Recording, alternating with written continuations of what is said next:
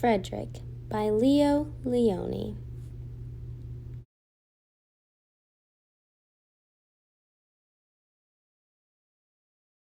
All along the meadow where the cows grazed and the horses ran, there was an old stone wall.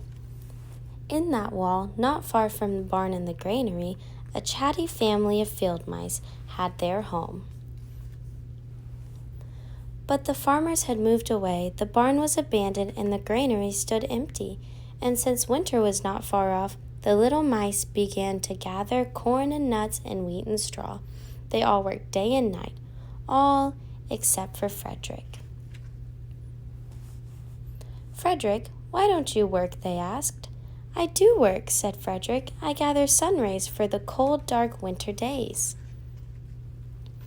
And when they saw Fredrick sitting there staring at the meadow, they said, "And now, Fredrick?"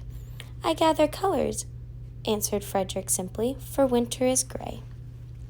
And once Fredrick seemed half asleep. "Are you dreaming, Fredrick?" they asked reproachfully. But Fredrick said, "Oh no, I'm gathering words, for the winter days are long and many, and we'll run out of things to say."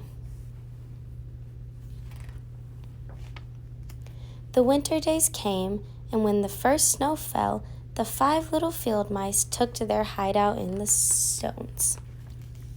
In the beginning, there was lots to eat, and the mice told stories of foolish foxes and silly cats. They were a happy family. But little by little, they had nibbled most of the nuts and berries.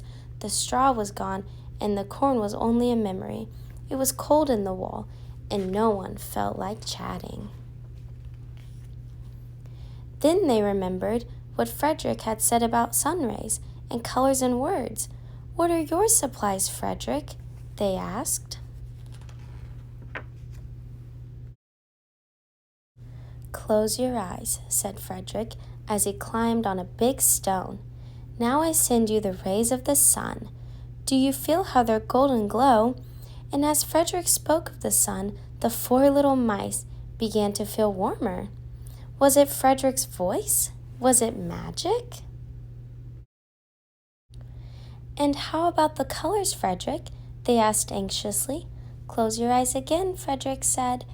And when he told them of the blue periwinkles, the red poppies and the yellow wheat, and the green leaves of the berry bush, they saw the colors as clearly as if they had been painted in their minds. "And the words, Fredrick?" Fredrick cleared his throat, waited a moment, and then, as if from a stage, he said, "Who scattered snowflakes? Who melts the ice? Who spoils the weather? Who makes it nice? Who grows the 4-leaf clovers in June? Who dims the daylight? Who lights the moon? 4 little field mice who live in the sky, 4 little field mice like you and I. One is the spring mouse who turns on the showers, then comes the summer who paints the flowers. The fall mouse is next with walnuts and wheat, and the winter is last with little cold feet. Aren't we lucky the seasons are 4? Think of a year with 1 less or 1 more." When Fredrick had finished, they all applauded. "But Fredrick," they said, "you're a poet."